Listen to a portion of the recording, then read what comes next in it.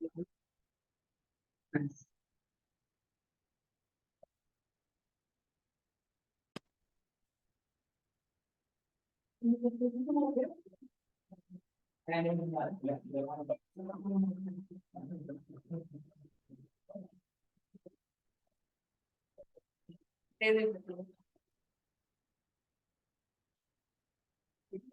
जा दिख जा।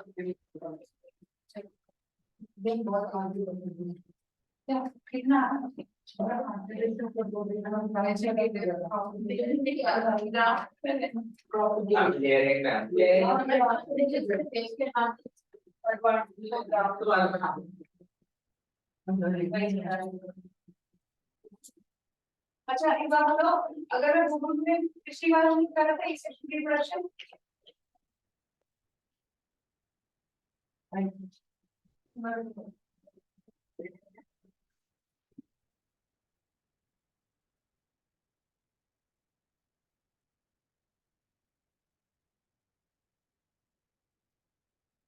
पिछली बार किया था एसेक्सुअल रिप्रोडक्शन। अब इसमें क्या क्या बताया था याद है? बडिंग, फिजन, फिजन दो तरीके के, मल्टीपल फिजन और बाइनरी फिजन। उसके बाद स्पोर फॉर्मेशन बताया था, फ्रैगमेंटेशन, रीजनरेशन, ये बताए थे। ठीक है, वेजिटेटिव प्रोपगेशन। अब अगर मैं एक बात बताओ, अगर मैं रीजनरेशन और उसका फ्रैगमेंटेशन का पूछूं कि क्या डिफरेंस हो सकता है रीजनरेशन और फ्रैगमेंटेशन के बीच में, तो कोई बता सकता है कि कैसे डिफरेंशिएट करोगे?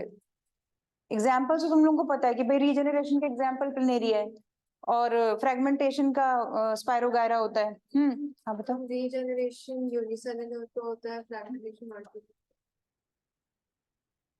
ये भी कह सकते हो, ठीक है। इसमें एक्सीडेंटल कटिंग होती है, उसमें वो स्प्लिट होते हैं। ये वाली ज्यादा सही है, ये भी है। ठीक है, इसमें यहाँ पे ये है कि तुम्हारा इधर पे ही एक्सीडेंटल कट हो रहे हैं इनके।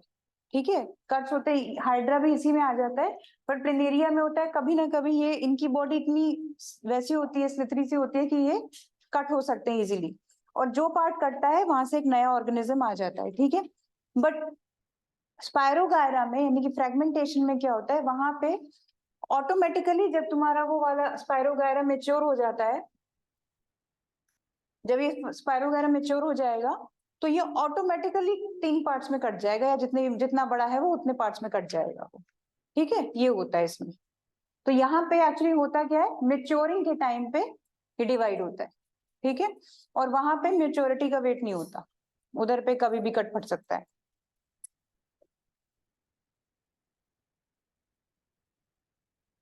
हाँ हाँ बता। हमारी टीचर ने बोला यीस्ट में हाँ, पहले वो मैच्योर होती है, बट फिर वो हाइड्रा में होती है। देखो ईस्ट में दोनों तरीके से हो सकती है, इसीलिए तुम्हारी वो बर्ड इतनी चेन बना देती है, क्योंकि वो जब अगर वो मेच्योर हो गई, मेच्योर होने के बाद वो उससे डिटैच हो जाएगी। ठीक है, मेच्योर होने के बाद डिटैच हो जाएगी, बट दिक्कत ईस्ट में क्या है, वो डिटैच भी हो सकती है और डिटैच भी नहीं हो सकती, चेन भी बनाती है, वो मेच्योरिटी का वेट भी नहीं करती, उसमें नई बर्ड आ जाती है, कंटिन्यूसली चलता रहता है। इसीलिए हाइड्रा से ज्यादा जल्दी इसकी बर्डिंग चलती है, 8-7 घंटे में ही हो जाती है ये। अच्छा, वेजिटेटिव प्रोपगेशन मैंने बताया था, in this method new plants, ये मैंने बता रही थी, वेजिटेटिव प्रोपगेशन में आपकी किसी भी प्लांट के पार्ट से आप नया प्लांट लगा सकते हो अपना। ठीक है, जैसे कि उसकी, जैसे ब्रायोफाइलम एग्जांपल दिया था, ब्रायोफाइलम में लीव्स यूज होती हैं, एक लीव से दूसरी नया प्लांट एक आ सकता है। ठीक है, बनाना, ऑनियन, गार्लिक, मिंट, ये सब वो हैं जिनके सीड्स इजीली अवेलेबल नहीं होते तुम्हारे पास। ठीक है, तो रोज अगर तुम्हें किसी के घर का पसंद आया अपने घर में लगाना, उस जगह की बस डंडी ले आओ, अपने घर में लगा दो, थोड़ा आराम से अच्छे से लगाओ। ठीक है, तो वो उसको पानी वानी दो, तो वहां पे तुम्हारे घर पे भी सेम वैसे ही रोज आ जाएगा। ठीक है, तो अब यहाँ बात करते हैं, 3 तरीके से होती है ये आर्टिफिशियल प्रोपगेशन की, हम बात करेंगे।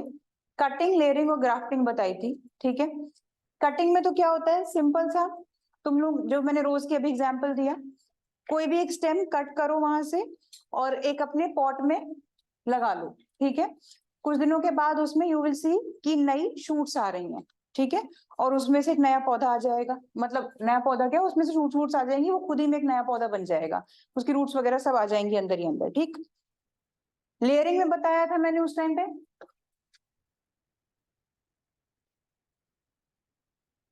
लेयरिंग ये बताई थी। लेयरिंग में क्या होता है, ये आपका किस में होता है, बोगनविला वगैरह में होता है। बोगनविला आप लोगों ने देखे होंगे, रोड वगैरह में लगे होते हैं, पिंक कलर के फ्लावर्स होते हैं, कोई ओडर वगैरह उनमें नहीं होती है, ऐसे होते हैं, बट वो देखने में बड़े अच्छे लगते हैं। तो ये आपके क्या होता है, ये लेयरिंग के थ्रू लगते हैं। इनमें एक पकड़ के वो लेयर ले लो और उसकी जमीन पे गाड़ दो उसकी लेयर को, और कुछ ऊपर हैवी चीज रख दो सो दैट वो उससे बाहर ना निकले उतने दिनों तक, ठीक है। काफी दिनों तक वो उसमें रहेगी तो वहां पे रूट्स अपने आप ही आ जाएंगी। फिर उसके बाद यहाँ से कट कर दो, अगर तुम्हें उसे कहीं और लगाना है तो यहाँ से कट कर दो, और फिर इसको उखाड़ लो वहां से और अपने किसी और पौधे में लगा लो जहां भी तुम्हें लगाना है, ठीक है। ऐसे ये हो गया आपका लेयरिंग। कटिंग और लेयरिंग इजी है, ग्राफ्टिंग भी इजी है, बस लेकिन इस बार मैंने पिक्चर्स ऐड करे, ये इसलिए करे ताकि तुम लोगों को क्लियर हो जाए what is scion and what is stock, ठीक है। सायन और स्टॉक देखना है इसमें। मैंने ये बताया था कि आपका ऑलरेडी एक प्लांट लगा हुआ होता है, जैसे कि ऑलरेडी आपका रोज का प्लांट लगा हुआ है, ठीक है, बट ये बहुत पुराना हो गया है, बुढ़ा हो गया है, तुम्हें अब उसके कलर्स और फीचर्स रिक्वायर्ड नहीं है, बट वो फ्लावर्स अच्छे दे रहा था क्वांटिटी में, ठीक है, बट उसके फीचर्स अभी रिक्वायर्ड नहीं है। या फिर कई बार ऐसा भी हो जाता है पौधों के साथ कि यहाँ से तो हरे होते हैं, ग्रीन होते हैं, बट अपनी यहाँ शूट्स वगैरह में एकदम जंगली पौधे होते चले जा रहे हैं, वो एकदम बढ़े जा रहे हैं बढ़े जा रहे हैं, पर कोई फ्लावर नहीं दे रहा है। वो रोज के साथ ये बहुत होता है, ठीक है, वो फ्लावर नहीं देता या फ्लावर देना बंद हो जाता है, जंगली रोज बन जाता है अपने आप ही वो, यानी यहाँ या तो फिर यहाँ से उसके ब्राउन आ जाती है स्टेम्स और वो सूखने लग जाता है ऊपर ऊपर से धीमे धीमे। तो अब ये अननेसेसरी ये प्लांट बड़ा हो रहा है, उनको अभी नहीं चाहिए, तो क्या करते हैं यहाँ से वो कट मार देते हैं इसको, उतना अननेसेसरी चीज काट दी उसकी, ठीक है। उसके बाद कोई दूसरा पौधा, कोई दूसरा रोज उसमें जो रिक्वायर्ड है, आप सपोज तुम्हारी नीचे की जो इस वाले पार्ट को बोलोगे स्टॉक, ये ओल्ड थी, ये पहले से थी यहाँ पे, ठीक है।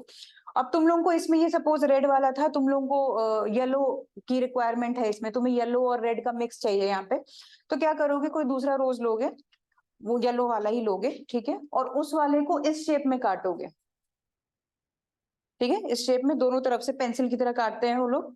दोनों मैंने दिखाए हुए हैं कि ऐसा भी हो जाता है और ऐसा भी करते हैं, दोनों ही ग्राफ्टिंग के ही पार्ट है, ठीक है। इस वाले में क्या करते हैं, जो नीचे स्टॉक है, स्टॉक को भी यहाँ से बीच से फाड़ा जाता है, थोड़ा सा काटते हैं, और उस वाले को शेप को बिल्कुल अंदर एंटर करवा के उस पर बांध देते हैं, ताकि उनके टिश्यू जाइलम एंड फ्लोएम सारे सेम हो जाए, ठीक। अब यहाँ पे यहाँ वाले में क्या हो रहा है, शेप देख रहे हो, शेप इस तरह शेप में काटा जाता है।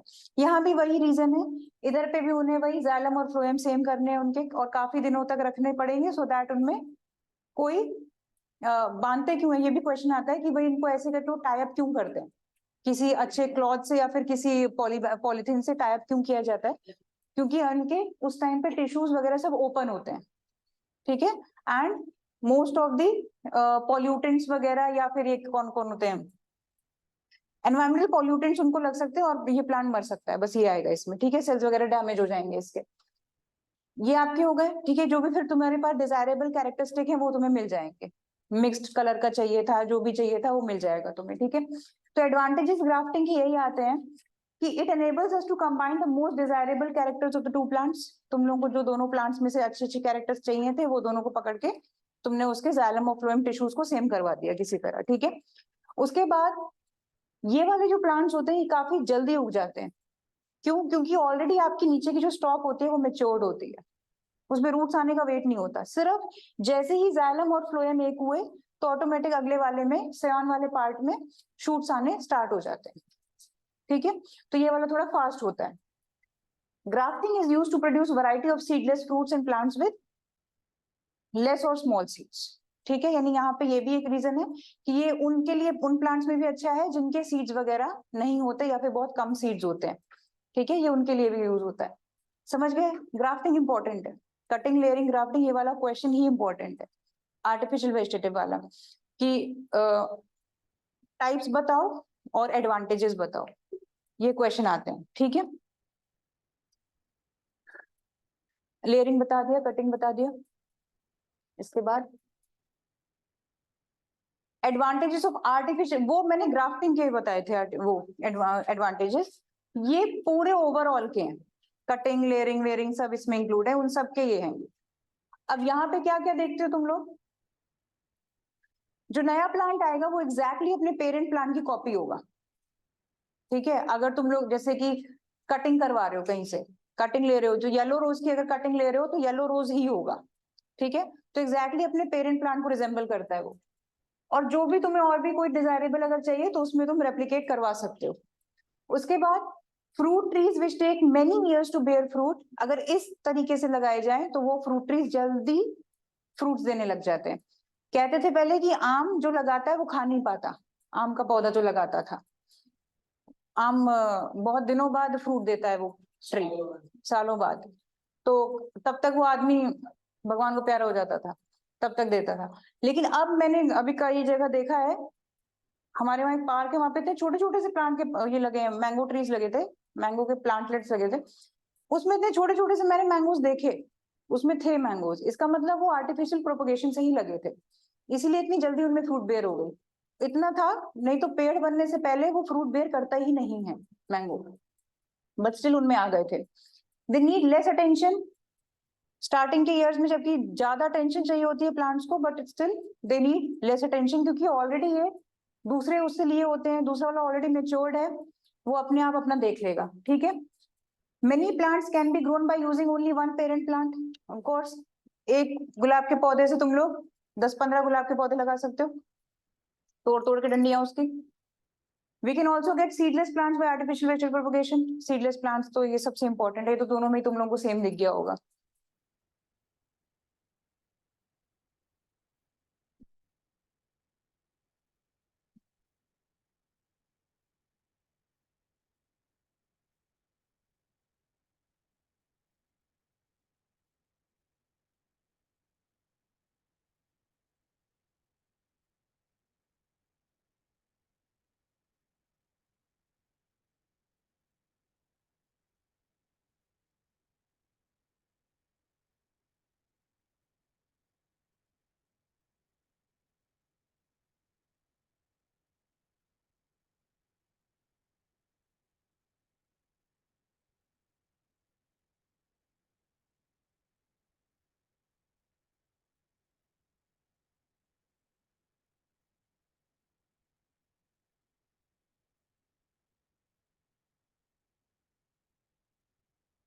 शॉर्ट में लिख लो, पूरा पूरा मत लिखो, जैसे दे रिक्वायर लेस अटेंशन, इतने की लिख लो बस, बहुत है।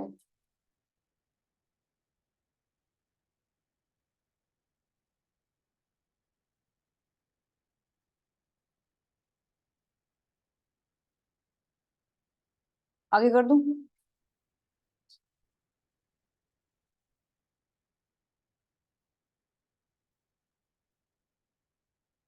कर दूं आगे? अच्छा, अब आते हैं tissue culture. Tissue culture is also known as micro propagation. क्यों बोलते हैं इसे माइक्रो प्रोपगेशन, ये भी क्वेश्चन आएगा।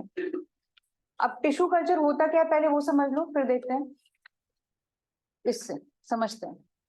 टिश्यू कल्चर में क्या होता है, यहाँ पे ये पूरा एक साइंटिफिक तरीके से होता है, लैब्स में होता है, नॉर्मली नहीं हो पाता। ये तब करते हैं, इसमें क्या करते हैं, किसी भी प्लांट का रिक्वायर्ड टिश्यू निकाला जाता है, किसी भी प्लांट का एक small part, very small part का मतलब एक टिश्यू निकालते हैं। फिर उस टिश्यू को निकालकर एक केमिकल टाइप की जेली में रखा जाता है। That jelly is made up of hormones, plant hormone से बनती है वो जेली, ठीक है। That is made up of plant hormones, और यहाँ पर उसको रखा जाता है, ठीक है। उसके बाद जब इस जेली में होते हैं वो लोग, ये इसके टिश्यूज, तो उस टाइम पे they become callus. You have to understand the word callus. What is callus? ये रहा कैलस का मतलब, एक ऐसा एक लंप बना लेते हैं, ये जो टिश्यूज होते हैं लंप फॉर्म में आ जाते हैं, जिसमें यू कैन नॉट आइडेंटिफाई उसकी रूट शूट्स या कुछ भी आइडेंटिफाई नहीं होता, सिर्फ एक ग्रीन ग्रीन सा लंप जैसा लगता है वो, बस उसका कोई पार्ट आप डिस्टिंग्विश नहीं कर सकते। That is callus. ये जैसे यहाँ पे देख रहे हो, यहाँ बस ग्रीन ग्रीन से तुम लोगों को बस दिख रहा होगा, रखा हुआ है कुछ, बट आइडेंटिफाई नहीं हो रहा है इसमें कुछ भी, ठीक। तो this is callus. After becoming callus, इन्हें ट्रांसफर किया जाता है to the different jelly type of this thing, ठीक है। अलग केमिकल में इनको किया जाता है ट्रांसफर। यहाँ पर इस कैलस की रूट्स आनी स्टार्ट हो जाती हैं, जैसे स्प्राउट्स में आती हैं, वैसी आ जाती है, पतली पतली सी। तो यू कैन सी है यहाँ हल्की हल्की सी उसकी रूट्स वगैरह आपको विजिबल होने लगती हैं यहाँ पे, ठीक है। जब ये रूट्स वगैरह आ जाते हैं तो उसके बाद आप देख सकते हो कि कैलस अब रूट्स और शूट्स में डेवलप हो चुका है। उसके बाद इनको उठा के एक दूसरे बीकर में रखा जाता है, ठीक है। उस बीकर में water and some amount of chemical mix होता है। Chemical is nothing but hormones of plants only, ठीक है। उस पे रखा जाता है। वहां पे ये थोड़े तुम लोगों को दिख रहे होगा ऐसे पौधे प्रॉपर प्लांटलेट्स में फॉर्मेशन हो जाती है इनकी। और उसके बाद इनको उठा के जहां भी रिक्वायर्ड नर्सरीज वगैरह जो होती है ना, जैसे बोटानिकल गार्डन्स वगैरह होते हैं, नर्सरीज होती हैं, वहां पे इस तरह से आपको पौधे मिल जाएंगे वहां पे इस तरह के। अब यहाँ पे क्या होता है, वो लोग क्या करते हैं, छोटे छोटे पॉट्स होते हैं उनके पास, और उसमें इनको एक निकाल के लगा दिया जाता है।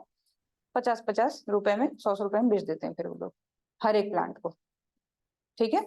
तो ये आपका एक तरीका है, दिस इज टिश्यू कल्चर, क्योंकि यहाँ पे आप प्लांट का एक टिश्यू निकाल के एक नया प्लांट का फॉर्मेशन हो रहा है, ठीक है। टिश्यू कल्चर है ये। और आपने नोटिस किया क्या कि बहुत ही स्मॉल पार्ट निकाला जा रहा है उसका, यानी कि टिश्यू निकाला जा रहा है। That is why this process is also known as micro propagation. सिर्फ इसीलिए क्योंकि माइक्रोस्कोपिक पार्ट्स आप यूज करते हो, that is why you it is also known as microscopic propagation, ठीक है।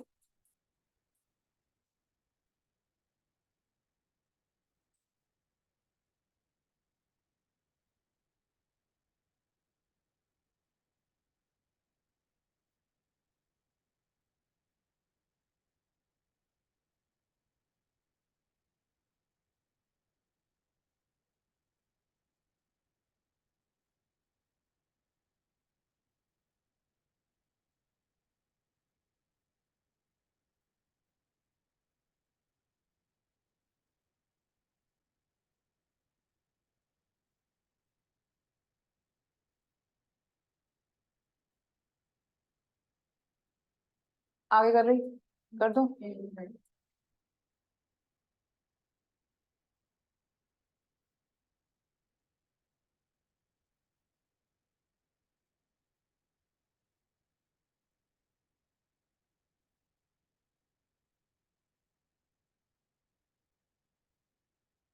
ये वही एक्सप्लेन किया हुआ है उसी को, एक बार पढ़ लो, इसको लिखना जरूरी नहीं है,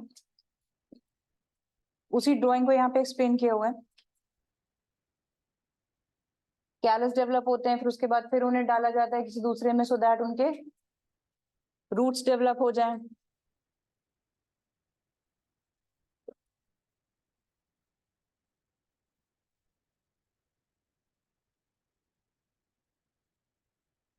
ये वाला इंपॉर्टेंट है, बस ये देख लो।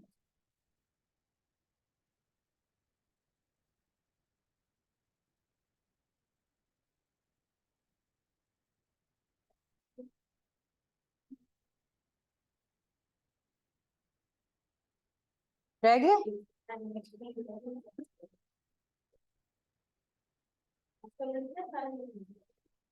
लिखना नहीं, समझ गए हो ना सारा क्या होता है, बस लास्ट वाला बस लिख लो अगर माइक्रो प्रोपगेशन नहीं लिखा है तो।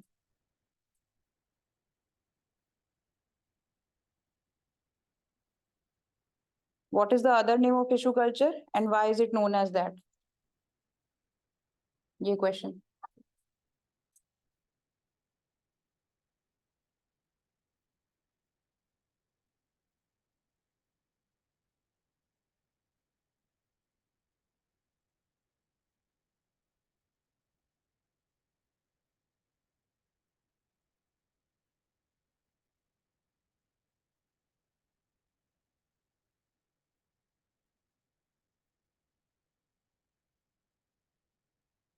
कर दूं आगे।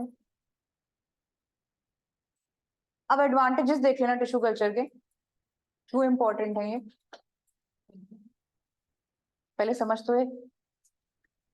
सबसे पहले टिश्यू कल्चर क्यों इंपॉर्टेंट है, फास्ट है, सीडलेस प्लांट्स के लिए यूज कर सकते हो, डिजीज फ्री प्लांट बना सकते हो इससे आप। यानी कि टिश्यू कल्चर में क्या होता है, आप जब ये साइंटिस्ट जो भी ये काम करते हैं, वो लोग जब टिश्यूज निकालते हैं तो ऑफकोर्स उनको पता होगा कि कौन से प्लांट में कहाँ पे डिजीज लगा है, तो वो वाला टिश्यू तो निकालेंगे नहीं, डिजीज फ्री वाला टिश्यू निकालेंगे। तो ज्यादातर यहाँ पे प्लांट्स आपके डिजीज फ्री होते हैं, ठीक है।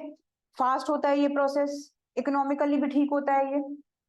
अब यहाँ पे फास्ट है, बहुत सारे अमाउंट के प्लांटलेट्स आपके कम अमाउंट में कम टाइम में निकल सकते हैं। New plants produce by this में डिजीज फ्री, यही बता दिया। Tissue culture can grow plants round the year irrespective of weather और सीजन। ठीक है, पूरे सालों साल आप निकाल सकते हो इसमें से प्लांट्स। जरूरी नहीं है कि कोई स्पेसिफिक आपको चाहिए प्लांट। होते हैं ना ऐसे बहुत सी चीजें सीजन वाले होते हैं कि सीजन में ही लगेंगे वो, जैसे पी वगैरह होती है, लेकिन यहाँ पे आप इससे हेल्प से कर सकते हो ये काम, कभी भी करो। Very little space is needed, कम जगह पे ज्यादा प्लांटलेट्स।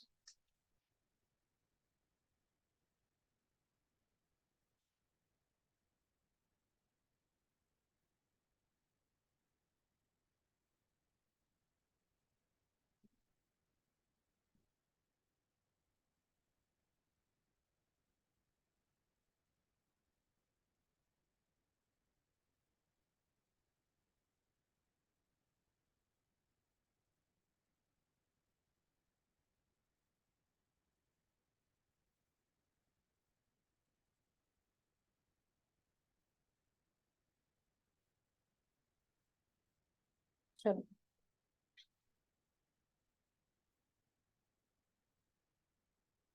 अब एसेक्सुअल के बारे में बंद करते हैं, थोड़ा सा काम खत्म है इसका, लेकिन थोड़ी चीजें बतानी रह गई हैं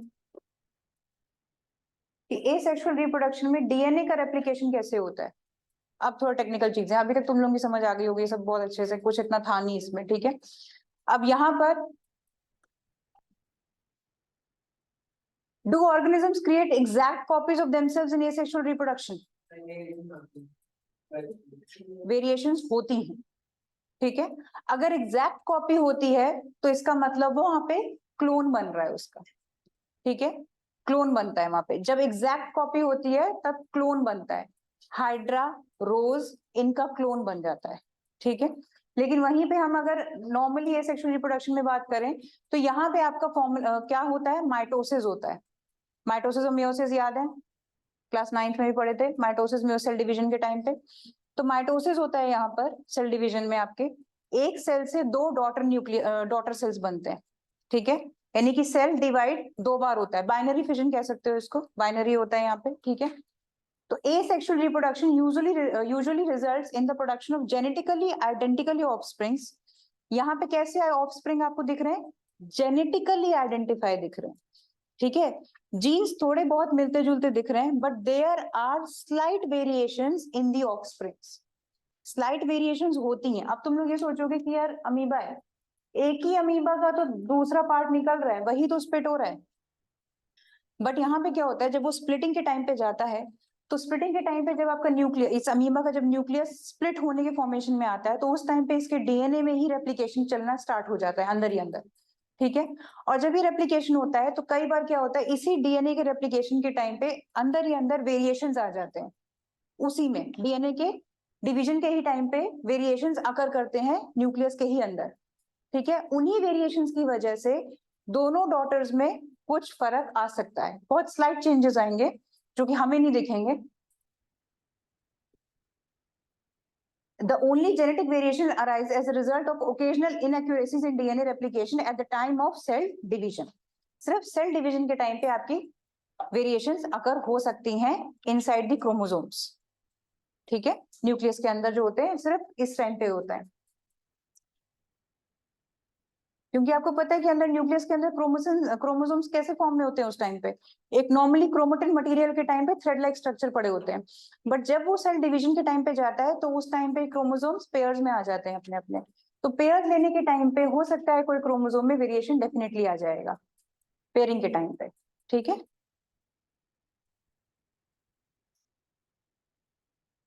आगे कर रहे हो, वही देखो, एसेक्सुअल रिप्रोडक्शन आपका माइटोसिस के थ्रू होता है, ठीक है। In this, the nucleus is divided into two identical daughter nuclei. Each daughter nuclei has the same genetic makeup because of their replication of DNA. ठीक है, जेनेटिक मेकअप आप उनका सेम दिखेगा, बट डीएनए में थोड़ा सा फर्क स्टिल आएगा, बहुत स्लाइट वेरिएशंस के साथ। बट अगर आपको new organism produce one parent through asexual reproduction which are genetically identical to the parent, those are called clones, ठीक है। इन्हें क्लोन्स बोला जाता है। जनरली हाइड्रा, रोज और इन सब के आपके क्लोन्स निकलते हैं, ठीक।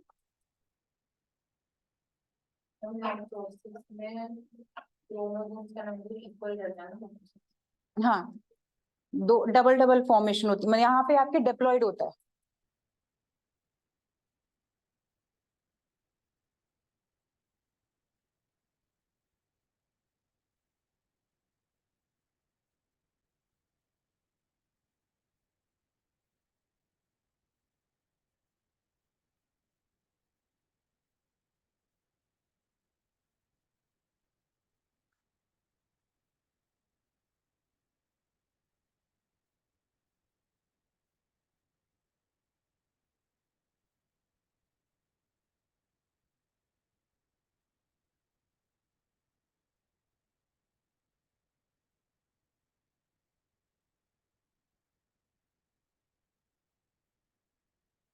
अब एक बार जरा इसको रीड करना।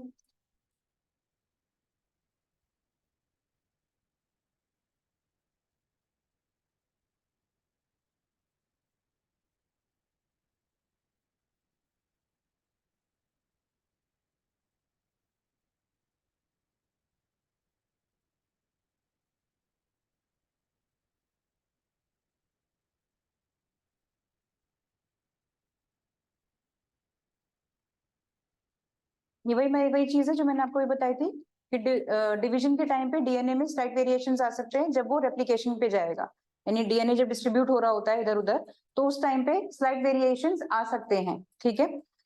Due to this the two DNA molecules formed by replication will be similar but not exactly congruent, ठीक है। सिमिलर होंगे बट एग्जैक्ट कॉपी नहीं होते एक दूसरे के वो, ठीक है।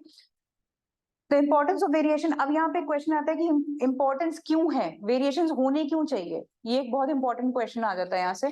तुम लोगों को जनरली चीज पता होनी चाहिए, कॉमन सेंस भी है कि वेरिएशन क्यों होने जरूरी है किसी चीज में। सर्वाइवल ऑफ द फिटेस्ट होता है, सर्वाइव करने के लिए, क्योंकि अगर there are some kind of bacteria जो कि सर्दी में नहीं रह सकते या गर्मी में नहीं रह सकते थे इन केस, ठीक है, तो कोई अगर वो ऐसे बैक्टीरियाज हैं जो गर्म या टेम्परेचर ज्यादा में नहीं रह सकते, तो वो आज की डेट में अब तक मर चुके होंगे, क्योंकि उन्होंने अपने आप को उस हिसाब से वेरिएशन नहीं लाए अपनी बॉडी में, चेंजेस नहीं लाए अपने ऊपर, सो वो अब नहीं है क्योंकि वो उस टेम्परेचर को झेल ही नहीं पा रहे, ठीक है। लेकिन वो बैक्टीरियाज, वो सारे ऑर्गेनिजम्स रहेंगे जो अपने आप को धीमे धीमे धीमे धीमे टाइम के साथ वेरिएट करते चले गए, ठीक है। अब जैसे कि ये आजकल मॉस्किटोज, पहले वो वाली कॉइल आया करती थी, देखी किसी ने वो मॉर्टिन वाली, वो गोल गोल गोल गोल कॉइल आती थी, वो जला दो मर जाते थे आराम से उससे, मच्छर नहीं, अब नहीं मरते, क्यों? क्योंकि वो उससे वो नॉर्मल हो गए हैं, उनको ये अपने आप को उन्होंने वेरिएट कर लिया उसके साथ। उसके बाद वो आए कुछ, वो ऑल आउट, कुछ दिन ऑल आउट से मरे, फिर ऑल आउट से भी मरने बंद हो गए हैं। हाँ हाँ, फिर रैकेट आया, लेकिन मैं नोटिस किया सर भी जब जैसी रैकेट जलाते हैं वो इधर उधर निकल लेते हैं, उनको पता नहीं क्या वो लाइट दिख जाती है, क्या होता है। तो अपने आप को वो लोग चीजों से चेंज कर रहे हैं धीमे धीमे, ठीक है। इसी तरह ऐसे ही ऑर्गेनिज्म रहेंगे जो अपने आप को ढाल लेंगे ऐसे एनवायरनमेंट में, अदरवाइज वो खत्म हो जाएंगे। That is why variations are important.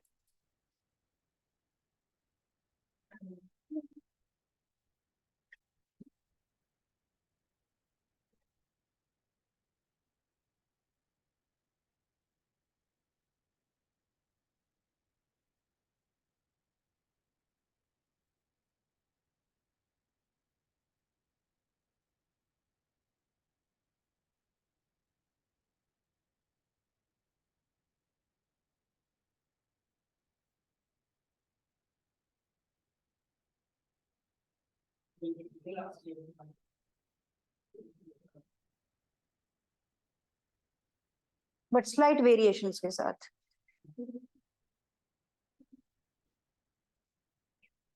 इसके आंसर पहले का तो मार्क हो गया है गलती से।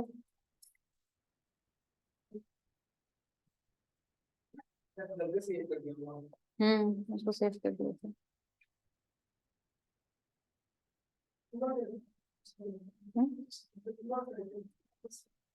क्या पता नहीं, तुम लोग लिखो, मैं भी पूरे बोल दूंगी आंसर।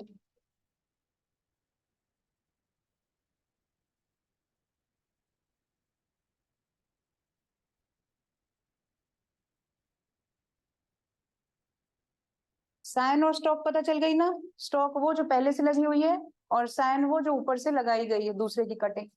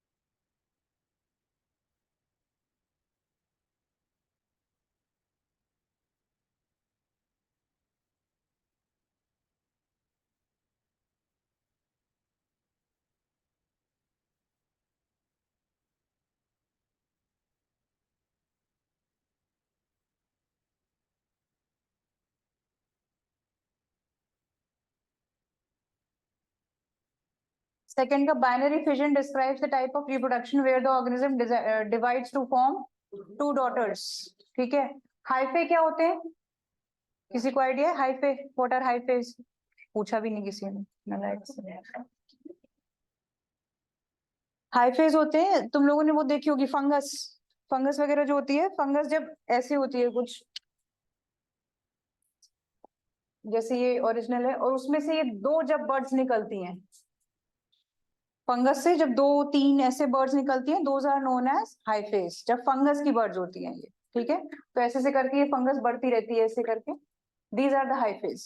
ठीक है, यहाँ पे हम डॉटर्स की बात कर रहे हैं। हाँ बोल। काला अजहर क्लास 9 में नहीं पढ़ाया? पढ़ाया नहीं था? Why do we fall in kala azar? Brain fever था, स्लीपिंग सिकनेस भी कहते हैं जिसकी वजह से हो जाती है। कहाँ थे हम लोग? The cut part of a plant stem without roots, उसे क्या बोलते हैं? उसमें रूट्स नहीं है, ऊपर वाला होगा ना। हाँ, the cut part of a plant having roots and fix to the ground, stock a. Multiple fission occurs in what? Malaria parasite, plasmodium है ना। हाँ, तो malaria parasite is a plasmodium. काला सर लिखा है तो दोनों को मार्क करें।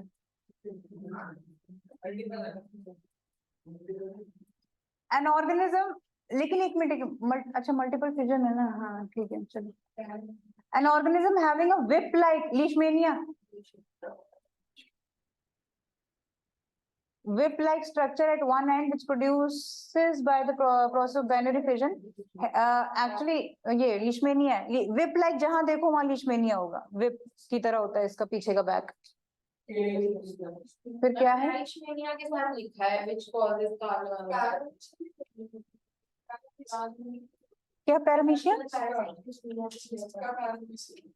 नहीं, पैरामीशियम कैसे होगा? पैरामीशियम की थोड़ी ना विप लाइक होती है, विप होती है जैसे वो हंटर नहीं होता मारने वाला, वो पतले जैसा, वो एकदम ऐसा है लीशमेनिया, ऐसा विप लाइक पतला सा एकदम पीछे का बैक होता है इसका। लीशमेनिया के साथ वो लिखा होगा तुम्हारा स्लीपिंग सिकनेस।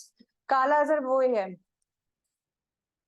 ब्रेन फीवर है। कॉज करते हैं। किसको कॉज करता है? तो हम क्या करें? किसमें? मलेरिया। मलेरिया और काला आजार दोनों करने को बोला ना मैंने, पैरासाइट में दोनों कर लो मार। An organism whip-like leishmania, a tiny animal having tentacles which reproduce by growing birds. ये तो बहुत इजी है, कर लिया होगा। Hydra. An organism which can reproduce by 2 asexual productions. कौन हो सकता है ये? प्लेनेरिया के सिमिलर है इसका, हाइड्रा। रीजेनरेशन, ठीक है। फिर उसके बाद stalk and scion are involved in the artificial propagation, grafting. In asexual reproduction, two offsprings having the same genetic material and the same body features are known as clones. The method of asexual reproduction in plants in which callus is produced. तो क्या होगा? Micropropagation, ठीक है।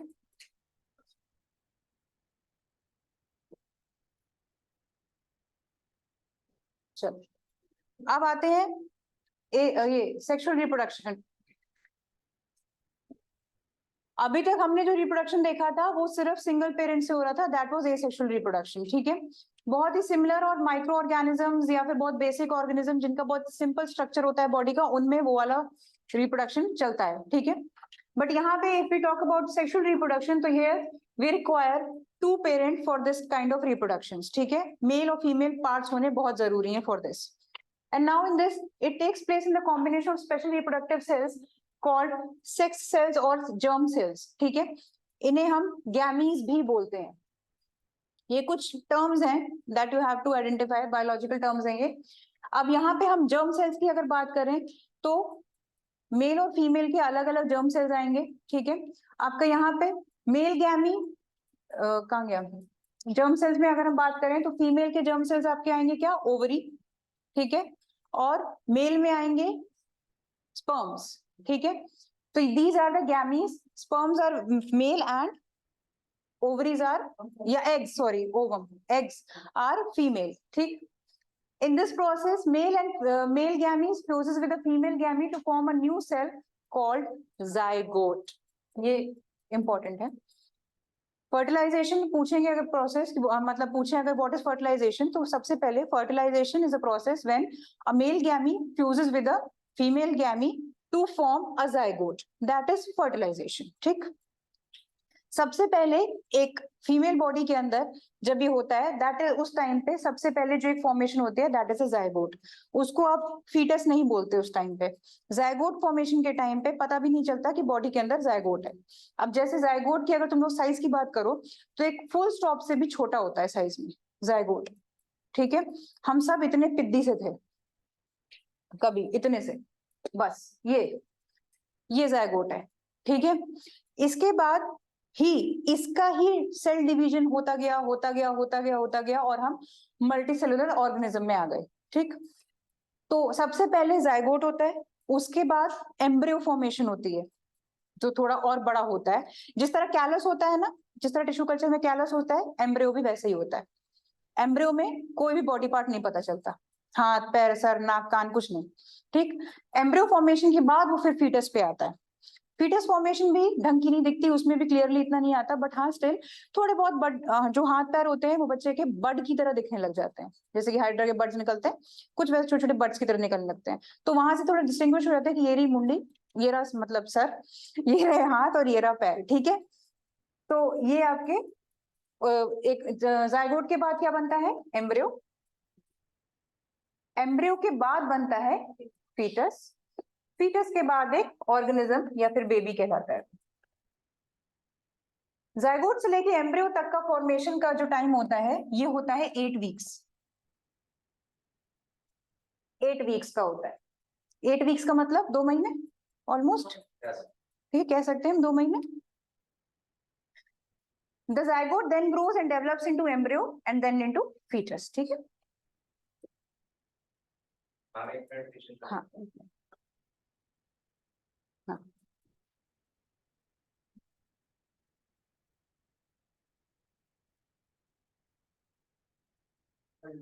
अब sexual reproduction में सबसे पहले will talk about plant cells, ठीक है। प्लांट का रिप्रोडक्शन, सॉरी, प्लांट रिप्रोडक्शन में हम बात करेंगे तो sexual reproduction in flowering plants, will talk about flowering plants. जिनके फ्लावर्स नहीं होते ना उनका सेक्सुअल रिप्रोडक्शन होना थोड़ा मुश्किल हो जाता है वहां पे, ठीक है, वो होगा बट बताऊंगी कैसे।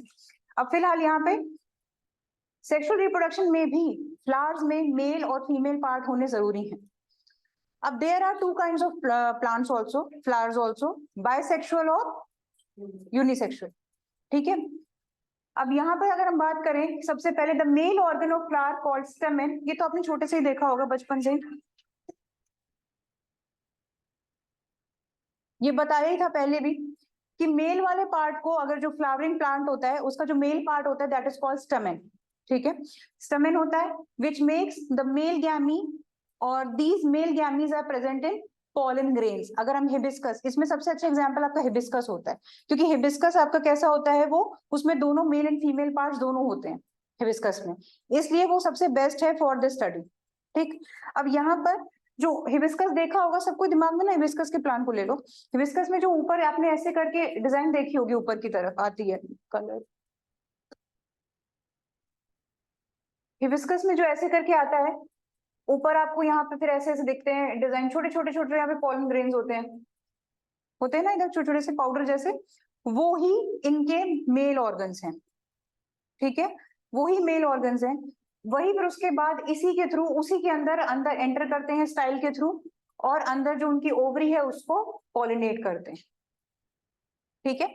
तो यहाँ पर द मेल ऑर्गन आपका क्या कहलाता है, ये पूरा सिस्टम, अगर जो मेल का पूरा सिस्टम आता है इस प्लांट में that is called stamen. The female part को हम कार्पेल कहते हैं, ठीक है। कार्पेल में क्या क्या होता है, स्टिग्मा, स्टाइल और ओवरी, तीन चीजों को मिला के कार्पेल बोला जाता है, स्टिग्मा, स्टाइल एंड ओवरी को, ठीक है। तो स्टिग्मा इज दिस पार्ट, जो ऊपर का ओपनिंग होती है, दिस इज स्टिग्मा, ऊपर वाला। नीचे से आती है स्टाइल, ठीक है, और नीचे ये वाला पार्ट ओवरी, ठीक है, स्टिग्मा, स्टाइल और ओवरी। तो ये तीनों पार्ट मिला के कार्पेल बनता है। अब यहाँ इसी के अंदर इसके छोटे छोटे से ओव्यूल्स, यानी कि फीमेल पार्ट्स प्रेजेंट होते हैं, फीमेल गैमीज प्रेजेंट होते हैं, यहाँ पे ovules are present. These gametes are also called ova, egg cells और जस्ट एग्स, ठीक है, ये कहा जाता है इनको। उसके बाद क्या होता है, ये मैंने आपको बताया कि male gametes present in pollen grains fertilize the female gametes और एग्स प्रेजेंट इन ओव्यूल्स, ठीक। यही इसके अंदर यहां से एंटर करते हैं और नीचे की तरफ जाते हैं, ठीक। The seeds produce new plants on germination under suitable condition। अभी यहाँ पे सिर्फ एक बहुत छोटा सा इंट्रोडक्शन है ये इसका, सिर्फ एक तरीका बताया ऊपर ऊपर से कि भाई ऐसे हो जाता है, ठीक है। स्टिग्मा, स्टाइल, ओवरी समझाया अभी मैंने, कार्पेल बताया है, ठीक है। इसके आगे अगर हम बात करें तो ये फिगर, इस पे ध्यान दे लो,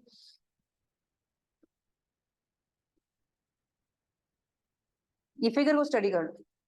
अब यहाँ पर एक फ्लावर दिया हुआ है, फ्लावर में आपका ये स्टेमन मेल पार्ट दिया है इसको, ठीक है, स्टेमन मेल पार्ट एक्चुअली वो ये है, ठीक है, मेल पार्ट दिया हुआ है, एंथर है ना, ए से कुछ नहीं होता इसी के अंदर एंथर है, ठीक है, ये एंथर है पूरा, इसके अंदर ये पॉलन ग्रेन्स है।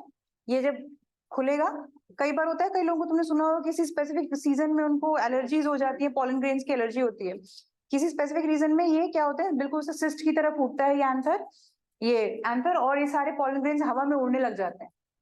हवा में उड़ के करते क्या है, पॉलिनेशन, क्रॉस पॉलिनेशन होती है, ठीक है। अब यहाँ पे सेल्फ और क्रॉस बताऊंगी, पहले फिलहाल सिर्फ इतना पॉलिनेशन समझो, ठीक है। यहाँ पे ये आपका स्टेमन आ गया, male part of the flower. Carpel हो गया, ये वाला हिस्सा पूरा कार्पेल का हो गया, ठीक है, फीमेल पार्ट। उसके बाद पेटल, सेपल, ये सब तो पता ही होंगे, पेटल्स क्या होते हैं, सेपल्स क्या होते हैं। सेपल्स एक तरीके से फ्लावर को क्या देता है, सपोर्ट देता है, ठीक है, वो कलर्स प्रोवाइड करते हैं सो दैट ज्यादातर वेक्टर्स वगैरह सब उस पर अट्रैक्ट हो, ठीक है। अब यहाँ फीमेल पार्ट की बात करें तो ये रहा स्टिग्मा, ये स्टाइल और ये ओवरी। अब ये ओवरी के अंदर का पार्ट देख लो, ओवरी के अंदर you can see the female गैमी that is a egg, this is nucleus actually, ठीक है, ये पूरा उसका एग है, और ये बाहर वाला पार्ट इज ओव्यूल, ठीक। जब इसके अंदर से ये एंटर करता है, ये पॉलन ग्रेन्स जब एंटर करते हैं, इसके अंदर जब एंटर करेंगे तो ये ऐसे एंटर करके यहाँ से ऐसे एंटर करेंगे। आपको लग रहा होगा ये चीज ओपन होती होगी, ये एक्चुअली ओपन नहीं होती, ये बंद रहती है। बट जब ये आगे आगे आगे आगे ऐसे करके आता है तो यहाँ पे ऑटोमेटिक ये खुल जाता है, और इसे ओपनिंग को बोलते हैं माइक्रोपाइल। ठीक है, this opening is known as micropyle, MICROPYLE। ठीक है, this opening is known as micropyle. काफी लंबा है, ये सब तो बता ही दिया मैंने।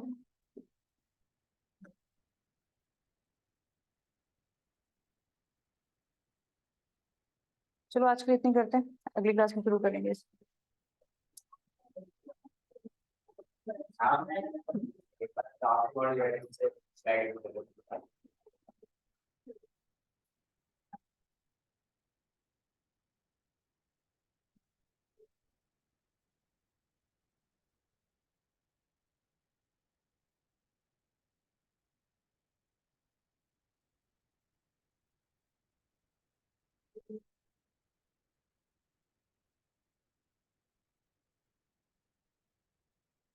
कहाँ से?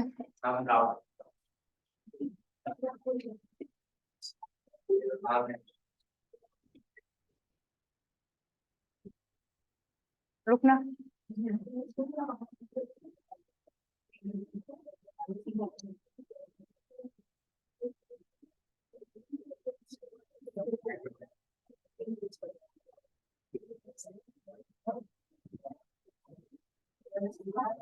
Bye bye.